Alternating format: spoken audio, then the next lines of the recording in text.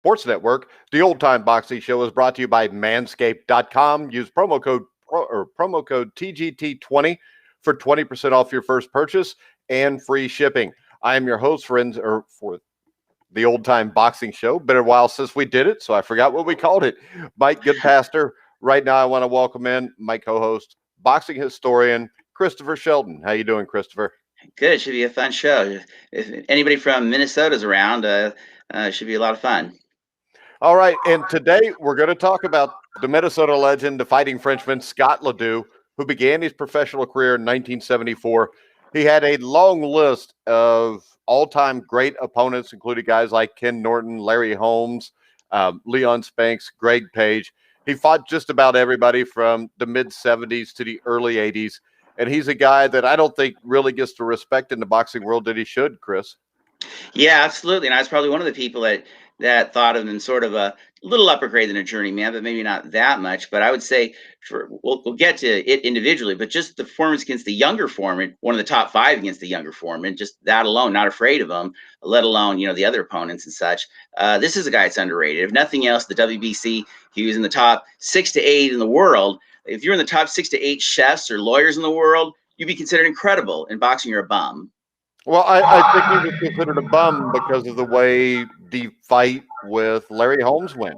And I think that's and the thing to me is this. I know it was only 6 years into his career, but the way he fought, he took a lot of punches. I don't think that was at his best. And I think that was probably Larry Holmes at his best right before he fought Larry Holmes in 1980 in his prime. But I think people fail to forget this. Scott LeDoux was ranked in the top 10.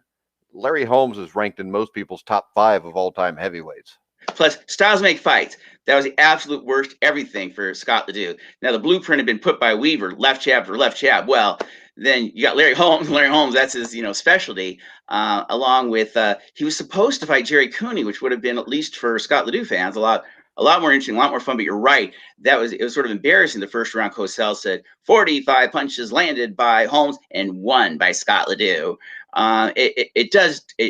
It's an unfair tarnishment because that was the wrong person to face to be so high profile, and certainly we'll get some of the other bouts. And it's a funny, interesting, odd career, which I look forward to doing because he was a pleaser, and what we need in boxing is more people pleasing the fans. Yeah, and he was a guy that after his career may have been more notable than during his career. He had a lot of issues. His wife had cancer. He ended up dying of ALS, which I think shows you how dangerous boxing is, because the one thing I do know about ALS from what I've read about it, studied it just through doing football players, is not many people get ALS, but the amount of guys who are contact athletes that end up getting it are like off the charts compared to a normal person. Yeah, I mean, there's no doubt that it always has to be remembered that the American Medical Association does not approve of boxing in the form that we have it. It is a dangerous sport. I don't really think anything can be done on the professional level, at least, because it would involve headgear that the fans don't want. But it is dangerous. It's a very violent sport, and we watch it and enjoy it. And also, I give kudos to the referee if they get booed out of their mind if they think they have to stop the fight. Yeah, it's crazy the way fans acted on Holmes in Minnesota on that one. We'll get to that. Yeah, but then again, it's kind of like going to Cameron Indoor Stadium to play the Duke Blue Devils. Yeah. People aren't going to be nice to you. And the other thing about LeDoux is Minnesota is not really known for boxers. And this may have been one of the best periods for Minnesota because you had Dwayne Bobbitt, Rodney Bobbitt, you had Scott LeDoux.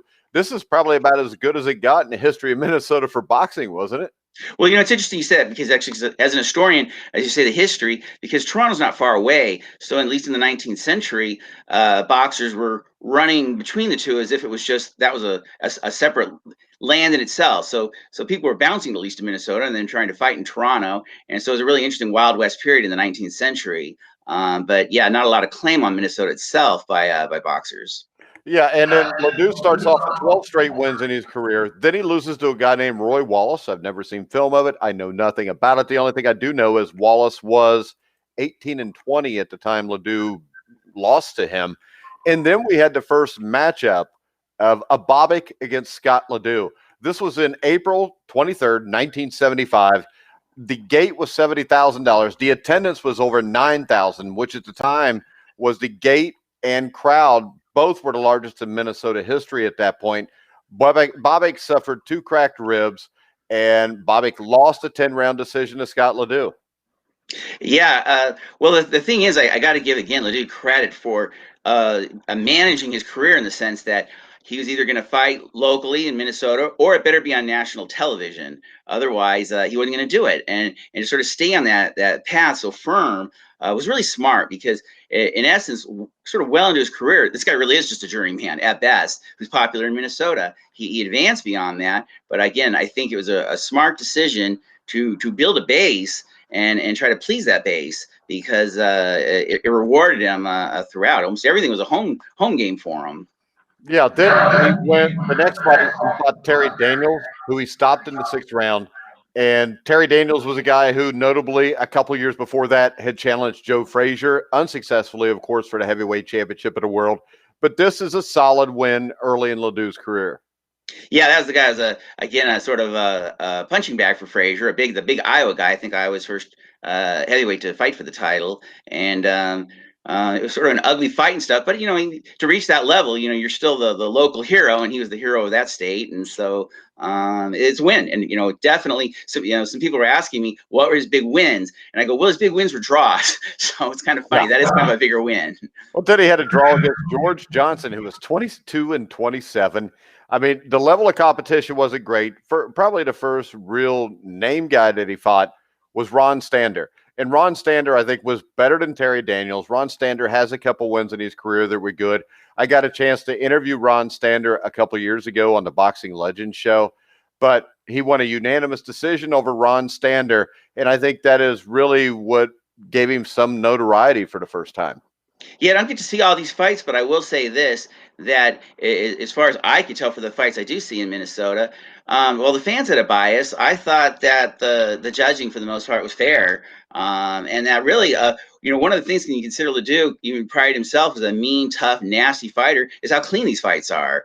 There's really not a lot of illegal activity on LeDoux's part or his opponents. And again, even though they're home games mostly for LeDoux, I don't really see anything in the referee or the judges that's doing anything wrong.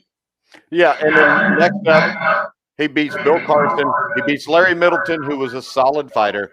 And then he fought Dwayne Bobick for the first time for the vacant USA Minnesota State heavyweight title. And I know I used to go to bed at night. I used to think about winning the vacant U.S. Minnesota title, but I got defeated at that time. LeDoux got basically handled relatively easy by Bobick. Bobick won a unanimous decision. The crowd was a record almost 14,000. The gate was over $113,000, and just started the greatest rivalry in Minnesota boxing history. Well, and it's nice, now you're at least at the point where the New York Times are reporting your fights and things like that. And yeah, it didn't say much. It said he lasted the distance, but it was sort of one-sided, which would happen in LeDoux's career. And at the time, Bobick was undefeated, and we were sort of waiting, when's he going to actually fight somebody? It went disastrously wrong when he did. But a cult personality who had this undefeated record for a long time, and again, fans just wanting to see a fight with Bobick. Yeah, and Bobick was a talented fighter. He wasn't. He just couldn't take a punch. This is a guy that in 1971 beat Telefio Stevenson, and then he got knocked out viciously by him in about 15 or 20 seconds in the 1972 Olympics. So Bobick was a talented guy, but this starts a streak. And a Barrett, Saturday Night Live, who played his entire bout with Ken Norton during their weekend update, just to make fun of him. Well, yeah. Well, they could have played it 500 times. Then he loses to John Dino Dennis. Dino Dennis was good boxer. He was a good fighter. He was 27-0 at the time. He lost the unanimous decision there. And then 1976, August, he gets a shot at George Foreman. And I don't know if that's a good thing or a bad thing. Probably a bad thing. But he gets stopped in, I believe it was the 3rd round. And Foreman battered LeDoux throughout the 3rd round, floored him with a right uppercut in the final seconds. It was the first time LeDoux had ever been knocked off of his feet. I'll tell you, that's an amazing performance of the younger Foreman, who left the game for 10 years. That's easily one of the best 5 performances. 2 guys beat Foreman, okay? You put them in there, and then Lyle had knocked around with Foreman. Okay, that's 3 of the top performances. But LeDoux was amazing. He counterpunched Foreman. He went side to side. That is, when we did Chivalro versus Foreman, we were impressed with Chivalro sort of hanging in there. LeDoux's not hanging in there. LeDoux's landing punches. LeDoux's not afraid. He's smart. And Foreman's recognizing all of it. Foreman was really when LeDoux got knocked out at the very end of the 3rd round and went back to his corner, he was sobbing. Just it was so sad. And Foreman went over and really hugged him and told him, you know what, that was some really that was boxing out there. That wasn't some. I expected a guy to keep coming at me. This guy's thinking out there. He's boxing, and that's the other thing about LeDoux that I underestimated is he is a boxer. He's not just a clod going out there, and this definitely elevates him from a journeyman. Anybody can go in there against Foreman and give that kind of performance. It only says 3 rounds, but it's an amazing 3 rounds. If people want to YouTube it, I strongly suggest it rather than just Foreman taking on people afraid of him who he knocks out, very quick. Yeah, and then Scott LeDoux loses to Johnny Boudreau. The famous thing about that, of course, is the Howard Cosell toupee incident, plus the Don King scandal. And this was a fight that prompted a grand jury investigation. Boudreau was down in the 3rd round from a LeDoux right hand. The fight was scored on the round system. Somehow, Johnny Boudreau won the fight. Yeah, it's rigged, absolutely rigged. And ABC did pull the tournament. Roone Arledge did himself, the leader of the sports division, when LeDoux claimed it was after the fight was over and the decision was made. Cosell tried to interview the alleged winner, and LeDoux attacked him and next thing you know, he's knocked the Lemieux out of the ring, and Lemieux comes out of the ring, flops onto the ground on his back, and Foreman jumps on him. He says, "Guys, stop fighting." And in the process, all these military cadets are running in between them, grabbing LeDoux. It's just insanity. And Cosell definitely gets hit to the head. Now, I give Cosell credit. When they didn't have time to sort of, get their thoughts organized, they brought LeDoux back to apologize. He did. And then LeDoux said, "This thing was rigged. I was told it was rigged." And he went through it. And then Cosell said, "Well, now you've made these charges. We got to look at it." And they concluded that it was, in fact, rigged. And in fact, they said even during the bout, the fighter had come to them and said, "This one's an easy one. I got it in the bag," which looked really bad after LeDoux's charges, which turned out to be true. Rigged bout. Rigged tournament thanks Don King. And Cosell was embarrassed. He was embarrassed that all this happened in a military situation. But it's crazy to watch. Just insanity. LeDoux knocking the guy out of the ring after the fight's over, and Foreman jumping in between them. And Foreman not wanting to tangle with Don King. He goes, "I'm just a spectator. I don't have opinions." All right, real quick, we're going to go ahead and look at the Johnny Boudreau fight just for about a minute and a half and the Howard Cosell incident.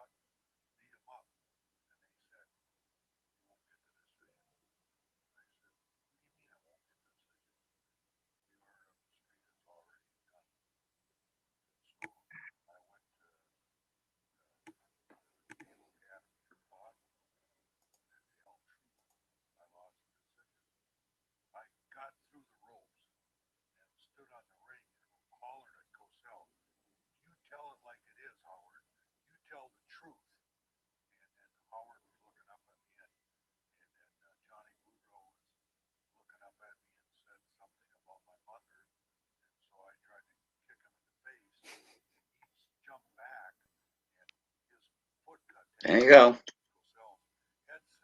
Jeez.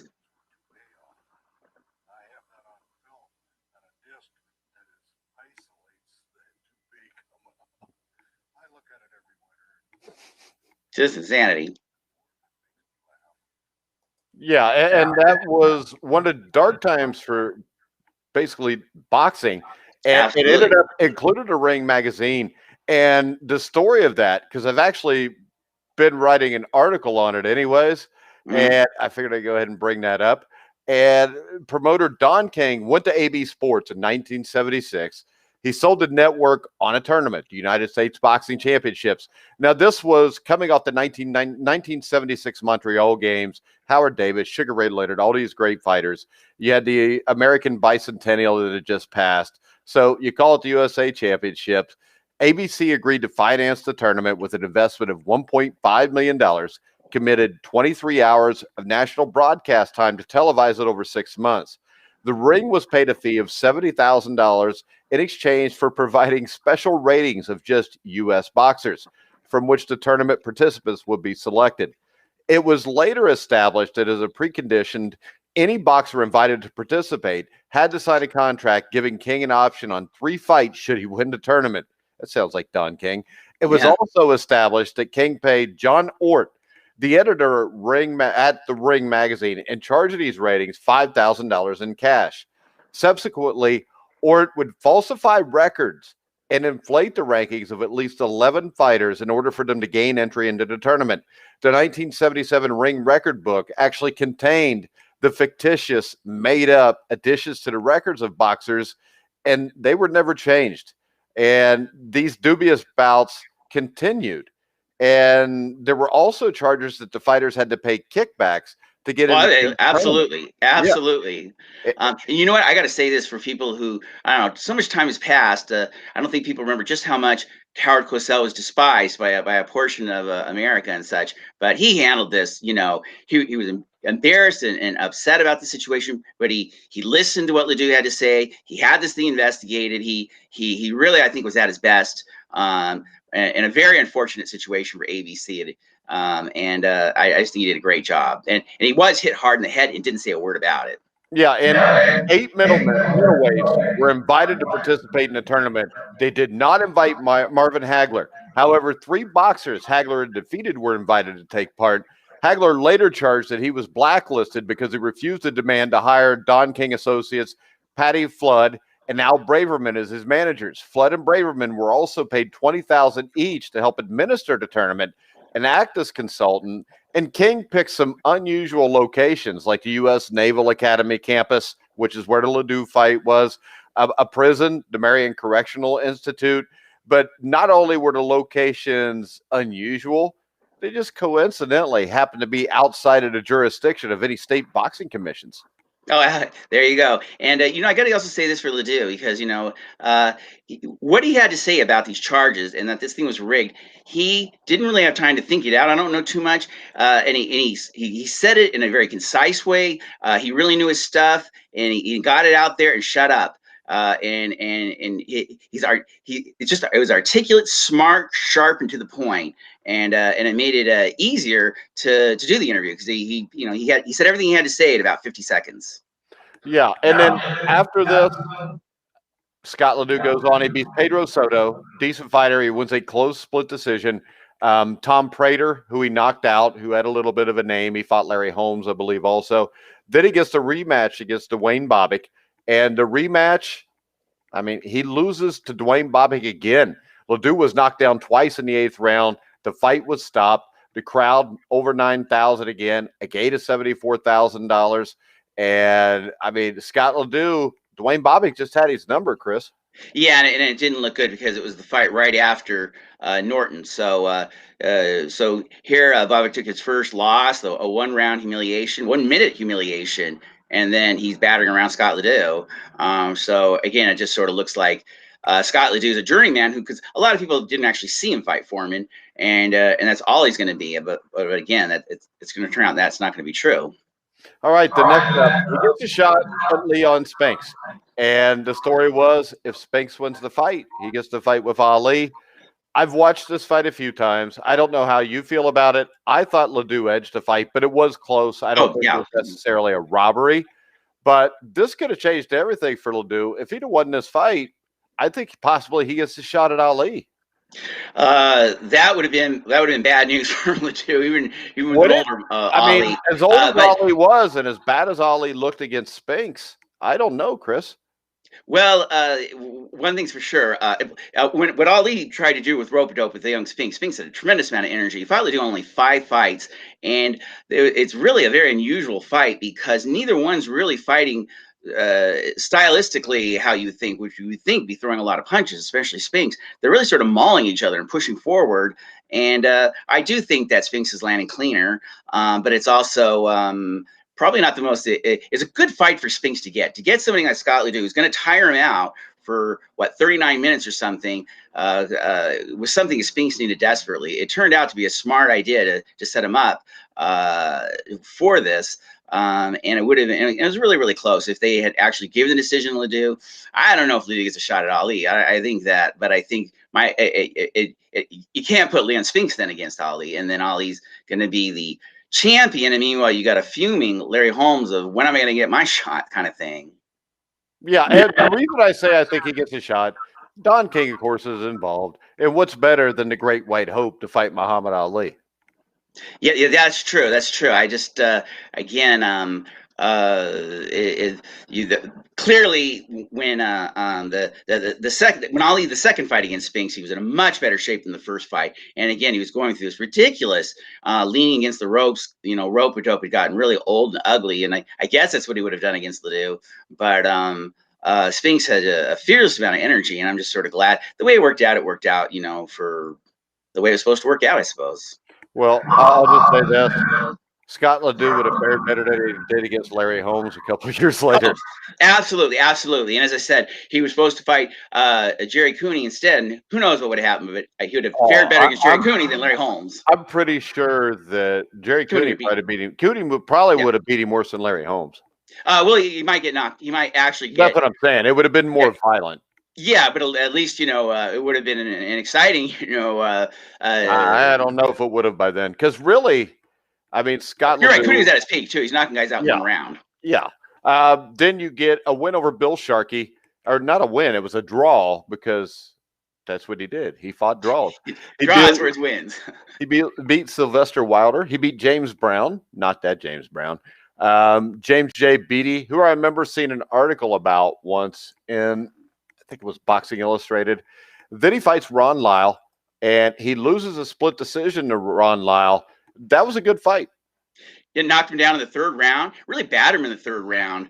But he couldn't finish him. Now, one thing I will say about LeDoux, since we're saying he was good at this and good at that, we're really praising him. He's not a good finisher. When he's got somebody in trouble, a Mike Tyson and a Jack Dempsey, they're furious finishers. LeDoux really isn't. He struggles to actually take out his opponent. Lyle is in real serious trouble in the third round. Again, he goes down and he can't finish him off. And then as it progresses, Lyle's probably being smarter how he's using his energy. He's 37 and LeDoux looks dead tired, and he really shouldn't be quite as tired as he is, but nonetheless, it looks sort of dull as they're both sort of as Lyle's sort of edging along and looking a little stronger and stronger. I would have been okay actually if LeDoux had been given the decision. It was a close split decision, but it certainly didn't hurt LeDoux to lose that way. The same way the draw didn't help Spinks, but it helped LeDoux. So he's coming out of these things okay. All right. And then next up, he fights Ken Norton. And the first, to kind of set the stage, we're going to watch the end of the fight here, the 10th round. But the thing that stood out to me is Ken Norton pretty much dominated the first 8 rounds. Oh, absolutely. He had an eye injury in I think the 7th round, but that turned out to clear up and just dominated it. And then Norton's starting to become tired and LeDoux's stronger. Yeah, because Norton was old. I mean, and that's the thing. Same thing with Ron Lyle. I really liked Scott LeDoux. He was one of my favorites when I was younger, but he got these guys at the best possible time, if you know what I mean. And the other thing is, Larry Holmes was so amazing. He knew every single second how much left was in the fight. Same with an Ali and stuff. LeDoux was pretty good at it, not quite as sharp. And he really got Norton out. He really should have been a knockout. It took all the wind, everything to not give him that knockout. I mean, anyway. All right, let's go ahead and let's watch round 10 of Ken Norton versus Scott LeDoux.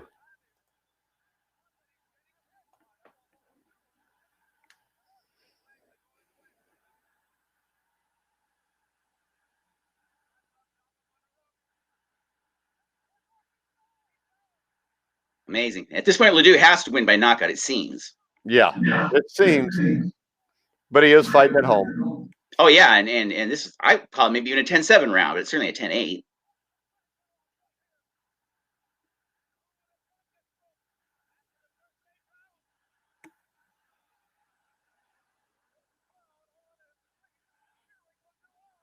And nobody knows the timekeeping at this point.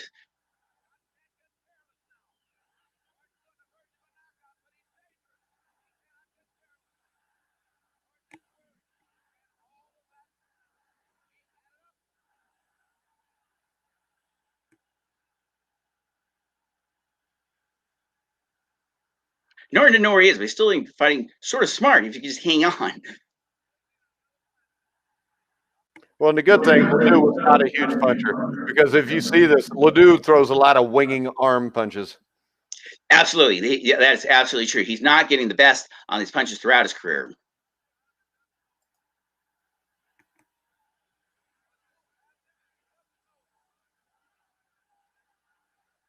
The fans are going nuts, incidentally.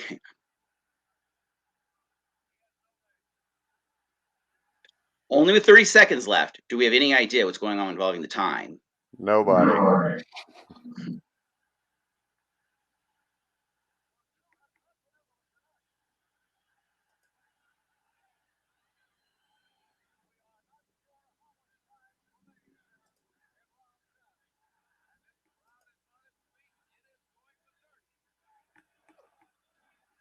I mean, the dude's being pretty patient considering the circumstances. Yeah, maybe. He's tired, but he's still being patient. Well, and Norton was a tough guy. Absolutely. He had trouble with big punchers, but other than that, I mean, the guy never quit. You just watched the 14th and 15th round of Holmes and Norton. Oh, absolutely. I mean, yeah, and there you go. And really, Norton's out of it. They should have stopped it.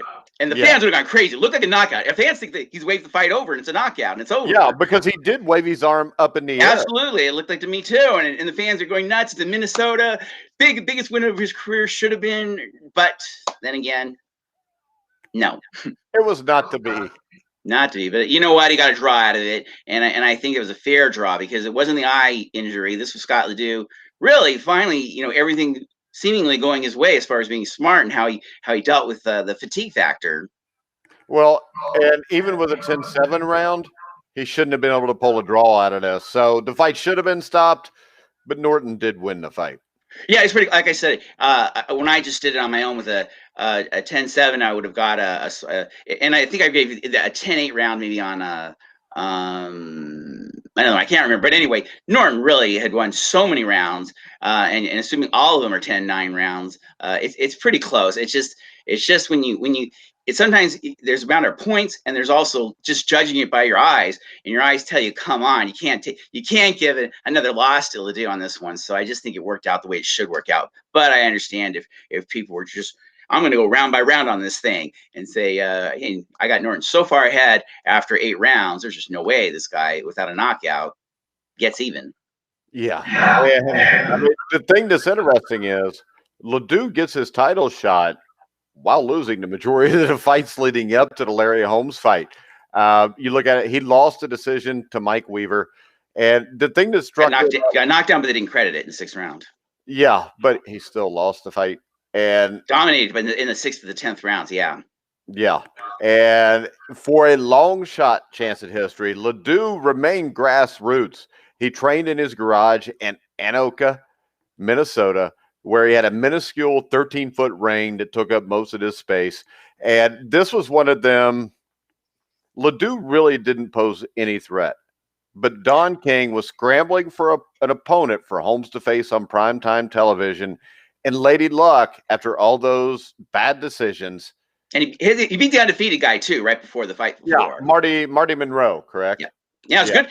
And Marty Monroe just didn't fight that smart because he's a good. You can see a potentially a really good fighter there. And LeDoux won the first 4 rounds and then hung in there and deservedly got the win. Yeah, and let's face it, you get the white guy you can throw on TV against the black champion, Larry Holmes. Don King hit the jackpot there. He also was a solid box office draw in Minnesota, even though this fight wasn't even a sellout. And he had built a national profile with headline fights on ABC and NBC. The Great White Hope angle, while predictable, was always irresistible to Don King, who immediately labeled LeDoux the American Dream at a press conference to announce the fight. And King fantasized out loud about the possibility of LeDoux upsetting Holmes. Being that he's white, blonde, and blue-eyed, it would be tremendous, he cooed.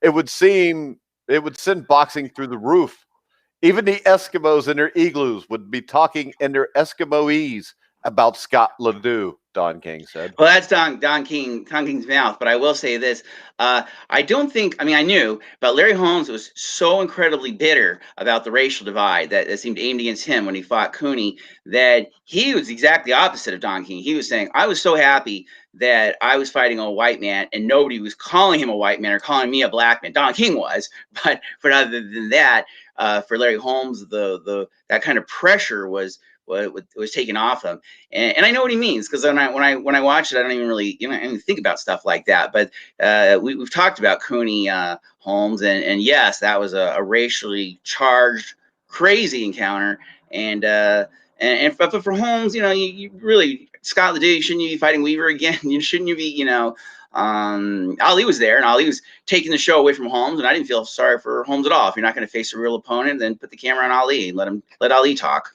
Well, I don't know real opponent, because I don't know who else could have fought here, because it seemed like Larry Holmes, up until you get to like 1982 or 83, faced pretty much everybody, because it wasn't like today where the guy is fighting once or twice a year. He was fighting every couple months on national TV, and it was free.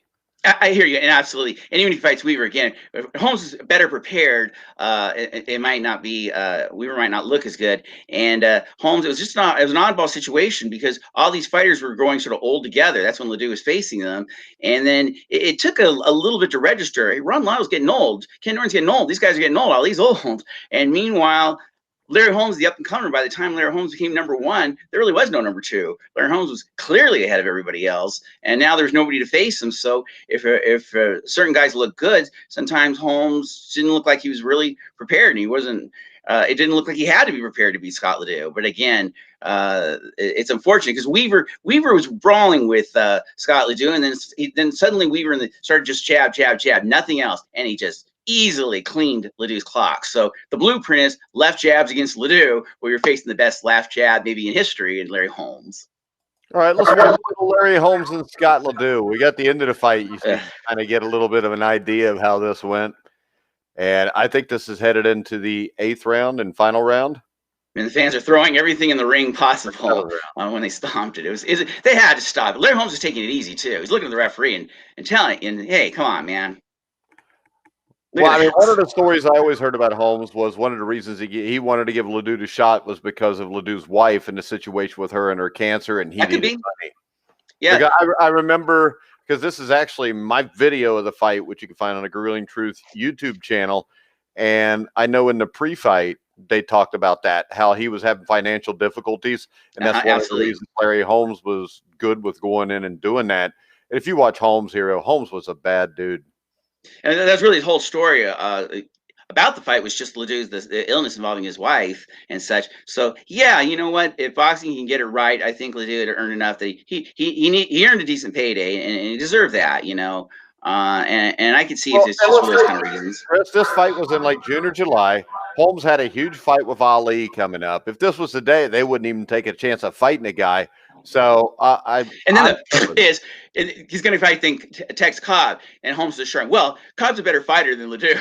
Come on, Cobb's not a bad fighter. It's just Holmes isn't really facing anybody his caliber. Watch Randy Cobb against Michael Doakes the first time. When Cobb was younger. The thing is this: all these guys look bad because Larry Holmes was that great. Absolutely. That has something to do with it. And Holmes did not care, like Mayweather later, what the fans thought. He was going to win the way he wanted to win. Yeah, we ought to do a Larry Holmes show. Yeah, we've done them in bits and pieces because the fans could be against him, but then when he fought and beat the Marine, the other one, the fans, Mercer, the fans were turned around and got on Holmes' side for once. Well, that's how it always is, because all of a sudden then he was the underdog, not the favorite. It's hard to cheer for the favorite. It's not hard to cheer for the underdog, especially when the underdog is considered too old to do it anymore. Yeah, and quite frankly, you had somebody with Ali who was so witty, and Holmes had a nasty disposition. He said nasty things, and the fans didn't like it. And he said he didn't care, but if you say you don't care what the fans think and say nasty things, well, then you're going to get. You can see Holmes here turn a couple times and ask Davey Pearl, the referee, to stop the fight. Absolutely. There's good sportsmanship in that sense. Holmes didn't want to hurt him the same way he didn't want to hurt Ali or hurt any of his opponents. I don't know about that, Chris. I think he wanted to hurt Ali. We had to No, watch I that think fight again. I think there's a point when there's no point this thing going on. I think Holmes really took it easy, stepped off the gas pedal easily a couple rounds before they stopped it.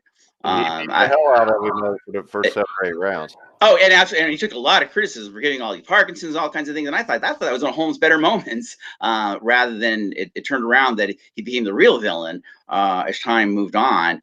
And again, Holmes would say things, and unfortunately, it worked against him. At least Lou Gehrig knew, be quiet, and eventually people recognize you. And if Holmes had just been quiet, but he just couldn't, who knows? He's doing okay. He's looked at as a legend. It didn't hurt his legacy or anything. No. I mean, in the end, most people that are great, that people hate at that moment, turn around and like him afterwards because you realize how great that guy was. And he wasn't just talking shit. He was really a legend. Now, after the Larry Holmes fight, he fights Reggie Fleming and Sam Arnold, who were both, one was 4-13, one was 4-17. Then he goes to Nassau. And this is on I believe, the Ali Berbick card. He was on the Drama of the Bahamas. The Drama in the Bahamas, which was one of the biggest clusters that has ever been at a big-time prize fight. I like the condo. The people are fun. It looks like a party. Hey, you know what? And it was a great card, really. Yeah. I mean, Ali Berbick. Ali was more competitive than he was with Holmes, but he's going to be. Berbick was not nearly Larry Holmes. But on the undercard, who was it? Ernie Singletary that fought Thomas Hearns? Yeah. And which was a good fight. And then you had the fans knew this wasn't the Muhammad Ali. Everybody knew Ali shouldn't be fighting, and didn't even expect him to be the old Muhammad Ali. But it was still sort of, Trevor Briggs, though, that's a big tough guy for somebody that's that was a bad person. It's a bad idea when all said and done. Yeah, but the other thing I remember is the rest of that undercard. You had Tommy Hearns against Ernie Singletary. You had Greg Page against Scott LeDoux, and you had Ernie Shavers against Jeff Sims, which was really a damn good fight. So was the Hearns fight. They were both kind of knockdown, drag-out fights. Well, and in the category of you're born for obscurity or something, Greg Page looks phenomenal. He's got all kinds of weird antics going on, and meanwhile, nobody even remembered him. And there's like, how could you not remember one of the kookiest performances ever in the ring? But that's Greg Page. Was he really champion or not, kind of thing. But he's so advanced and ahead of Scott LeDoux. And he just looks terrific as an undefeated fighter. But when all said and done, nobody talked about Greg Page. Yeah, well, nobody talked about Scott LeDoux either after that. But next up, he goes to Johannesburg to fight a very tough Harry Coetzee. Coetzee destroys him. This is obviously at the end of Scott's career. He's taking paychecks. Money.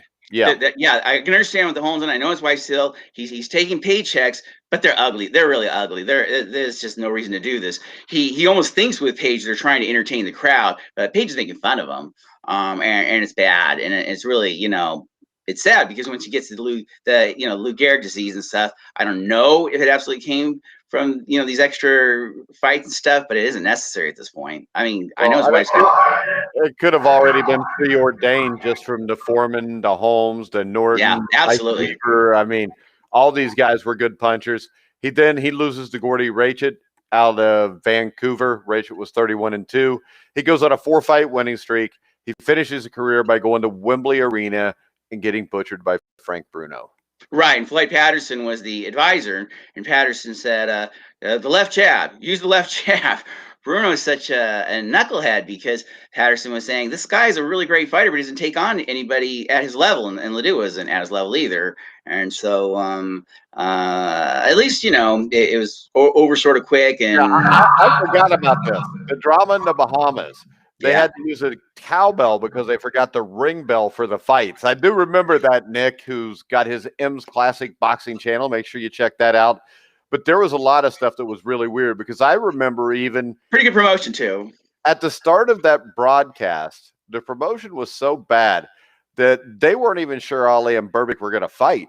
Because they couldn't find Berbick too for a while. And Ali was still waiting for a payment that was supposed to come before he got in the ring. And it was turning into be a big cluster, but the fight actually went off. It really looked like it was maybe in an old high school football stadium where they just set chairs up on the field around it. The fans had fun. It was like a party. The food was probably really good. That kind of stuff worked out and such. But and Jim Hill was the guy, that was doing the announcing. And I like Jim Hill from Los Angeles. A really, really good guy, good sportscaster. So I wish he'd been more high profile nationally.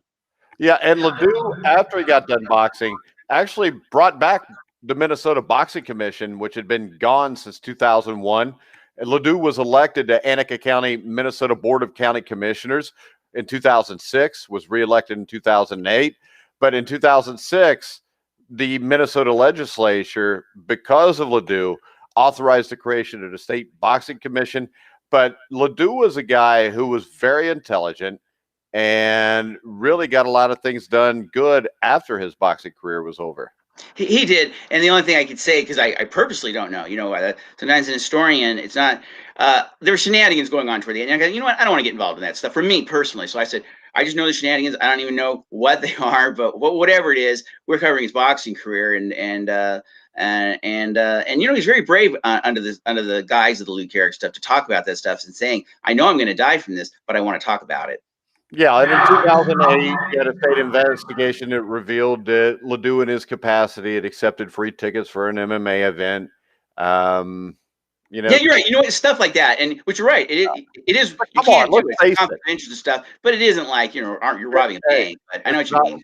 It's not like he's done the things our congressmen and senators and presidents and vice presidents and secretaries of state done. So if all they would do is accept tickets illegally, that would be fine. Now, I just wish everybody could have concentrated on Don King the same way they concentrated on Scott LeDoux. Well, the thing that's amazing is that 1977-78 USA boxing tournament or championship should have made Don King incapable of ever doing anything in boxing again. And it also probably should have knocked the Ring magazine out of the box, but it didn't. They both got stronger after it. Well, Don King always had his play. Hey, there are no black promoters but me to black boxers. And you know what? It's a good argument. It's just the wrong one person to be black that was a promoter. He's an awful person in many ways, but you're right. It didn't hurt him to do the wrong thing. Like I said, he killed 2 people, and you said, how do we know he only killed 2 people? That's where Don King's at. We know he killed 2. Did he kill more? We're not sure. Yeah, we're pretty sure, Chris. All right, Chris, anything else you want to discuss about Scott LeDoux before we wrap it up? No, just that I tell the fans, that's a great 3 rounds against George Foreman. I definitely look at it on YouTube. If you want, we can pull it up and watch it right now. Absolutely. It's pretty amazing. Hold on here. Do anything on here now. Scott LeDoux, George Foreman. Because I haven't seen it in a long time. I really don't remember that well. I was just impressed. Like I said, one of the top 5 against the younger Foreman before the comeback. Hold on. Let's get to the right part of the video. We got to jump over here, share it. Then we'll watch Foreman and LeDoux and see if Chris is right. Yeah, I'm sure he is because he probably recently watched it. Oh, yeah. And Foreman's usually easily battering. People are scared of him. Yeah. All right. I'd be scared of him. I'm not. Put me on a pedestal. You pay me $10 million, I'll go in there unafraid. That's true. I'll be checking out quick, though. All right, here we go.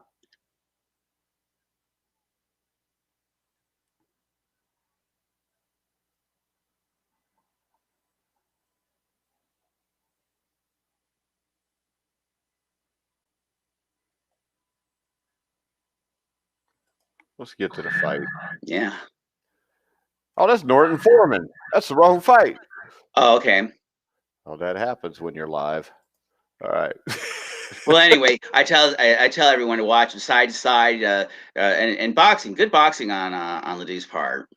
Here we go. Good strong left leads too. We got her up now. For a split second, he does rock Foreman.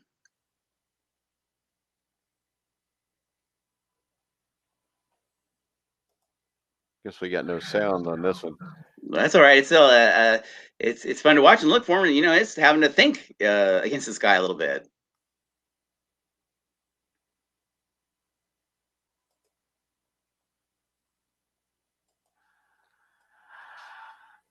Just music playing on it. Yeah, I'll tell you, people forget how quick Foreman was in his prime too. That jab's pretty quick, and how smart a boxer he is. This guy's his intellect is way up there than I think people realize. Like, he's not some brute going in there. He's a thinking man. And he's surprised to be facing somebody that was thinking against him. all this stuff's better than the pay-per-view that was on last night. That was terrible. Was it? Yeah, it was boring as hell, and the undercard was terrible.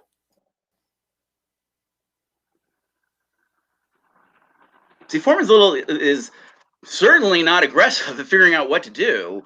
This is not the George Foreman that you're used to seeing, but it's. Well, I can tell you this. Nick brings up the fact that LeDoux sparred with Tyson, and I do remember seeing that story before. And actually, Tyson had huge respect for LeDoux after that because LeDoux had cracked him once and actually hurt Tyson. Tyson said he actually saw stars when LeDoux hit him. Oh, that I don't even I believe it. I just don't. They sparred in I think it was 1984, 85. So it was after LeDoux had retired even, but I guess that Tyson said LeDoux hit him about as hard as anybody ever had at that point in his career.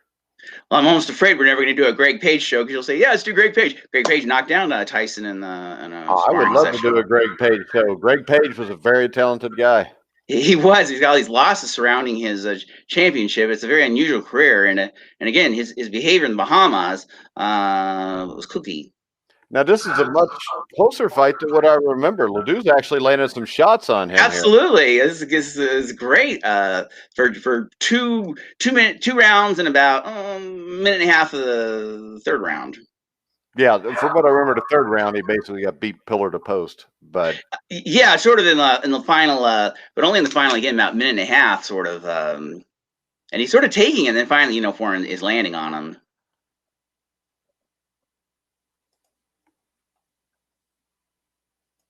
And remember, when Ali fought Foreman, no opponent had lasted past the second round for 4 years, including Norton and Frazier. Yeah. And Chivalro, we were giving him credit, and Chivalro didn't do anything to Foreman except survive while LeDoux's landing. Yeah. And not getting hit. I mean, he hit him with a 1-2 right there. Yeah, like I said, it's a very impressive performance. When I saw this guy's not a journeyman anymore. Yeah, I mean, he goes to the body well. He just didn't have the firepower to deal with George Foreman. Not many people did back then. Oh, no, and Foreman's the hardest puncher in boxing history for. He's up there. If he's not the hardest, he's in the top 5. Yeah, and Lyle, battering around with whatchamacallit, Foreman and knocking him down, and here LeDoux knocked down Lyle. Yeah, I think this is where things start to go south, though. No, it's going to go for. It's not yet. This is the third round. It's the third round. Oh, I thought it was the second round. I shortened it because I got to pee. Oh well, tell the audience watch that second round too. Yeah, but it was impossible to stay away from Foreman. He just kind of relentlessly, slowly, methodically just walked you down. But I'll say the top 5 against Foreman when he was younger, the two that beat him, Ali and and Lyle's one of them. Jimmy Young, and I put LeDoux in there, and then I have to think about it. I guess the Puerto Rican that just lasted the distance with Foreman, 10 rounds. I forget his name. Those are probably the 5. Manuel Ramos. Thank you. I think Ramos was back around 1969 or 70, 71. It had to be in that area because then there's that long gap where nobody could last 2 rounds. Yeah, he knocked out Jose Roman in the first. He took out Norton in the second, took out Frazier in the second. He was a wrecking machine. That's and after 2 rounds, Scott LeDoux looked amazing against George Foreman. But this is the third round. And he looked all right here until about 40 seconds ago when things started to go a little awry. Yeah, you could tell LeDoux's hurt there. Yeah, that's what he is. He's in tremendous pain. That's the problem. He's in tremendous pain and he lands a right hand there though. He's taking him. He got hurt. He hits him with a right hook. Moves away. GD amazing. Faculties. GD amazing. He's a tough son of a bitch.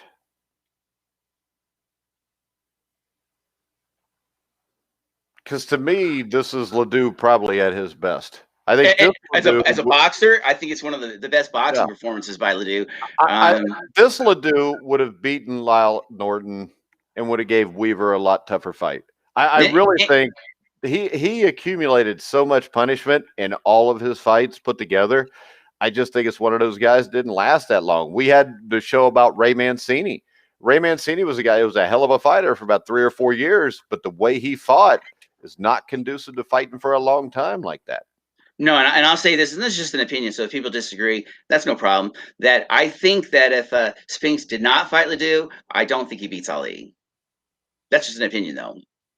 No, he probably wouldn't, because let's see, was I think LeDoux LeDoux gave Spinks some. LeDoux tired Spinks and gave Spinks real competition that Spinks needed before he fought Ali. Yeah, because what I'm remembering is, did he get the fight off of beating LeDoux, or did he get the fight off beating Alfio Raugetti? No, he fought one more time. He already had it set to fight Ali, but he was going to fight one more fight before. That was the Raugetti one. Yeah, because Raugetti, I think for somehow those guys ended up like right number 1, number 2, and the winner was to fight him. Yeah, they had it set up. Like I said, they had the things. They had this thing because people have to remember. I love Leon Spinks. I mean, he was a hero. He was a rare hero from the Olympics. Big name at the time in a way that I don't know if people are going to see an Olympic boxer, since the women of kickboxing out of the national thing in the Olympics. But Leon Spinks was a hero and a star when he came out of there. Yeah, he won a unanimous decision against Alfio Raugetti. Yeah, it was very close. Some people didn't like it. I'm still okay about that. And the draw, it's a very close draw with LeDoux. You know, I guess LeDoux's defined by these draws. Yeah, but it's still amazing that they gave Leon Spinks a shot. I know he was an Olympic gold medalist, but he beats a guy that's 8-7, 13-8, 1-2. He beat Pedro Augusto, who a couple years before that was all right. He beats Bruce Scott, who was 10-37-1. He draws with LeDoux, and then he barely beats Raugetti. And I know Raugetti was one of those blown up European heavyweights who was 27-0 and not very good at the time. Well, I'll say this: if there are for some reason any young men out there or women who want to learn about boxing, then watch the rematch and see Muhammad Ali school Leon Spinks. Just an amazing boxing performance by the greatest against Leon Spinks. Yeah, because Alfio Raugetti was so bad that he fought a draw with Lorenzo Zanon. Well, you know, these things get, you know, some people, you know, you never know when you're having your good and bad days, but Scott LeDoux was good, looked good against Leon Spinks, and that was a very high profile draw for him. All right, you want to do a show next Sunday, Chris? Sounds good. Who do you want to do? Well, I for myself, I really have been thinking about Buster Mathis, because he's such an unusual, and it's so sad in a way that I think that at a certain point, there's 3 great heavyweights: Frazier, Ali, and Buster Mathis Sr. And somehow Buster Mathis Sr., he should have been he represented America. He should have had a gold medal, and somehow it all went wrong. Yeah, and the thing is this: in the heavyweight division, it seems like there's a ton of those guys where something goes wrong. Yeah, he beat Frazier twice as an amateur, and it's usually one of 2 things: food or drugs. You know what? He also grabbed a referee and picked him up, and that was bad news. And I think in the middle of that, he may have taken drugs, because something went really wrong from the time he was suspended for grabbing the referee during his fight with Chivalro, where Chivalro kept low punching him. Like I said, it's all a little sad. And Muhammad Ali, Mathis will talk about. Ali refuses to knock him out. Absolutely refuses. You know, under no circumstance will he knock this man out. All right, guys. So next Sunday night, 8 o'clock Eastern time, same channel. Me and Christopher Shelton will be back with the Old Time Boxing Show. We'll look back at the career of Buster Mathis Sr. So remember, you can follow us on Twitter at Grueling Truth. Make sure you check out our NFL show tomorrow at 1 o'clock Eastern time with myself and Sam Teets. But for now, for Christopher Shelton, I'm Mike Goodpaster. You've been listening to The Grueling Truth, where the legends speak.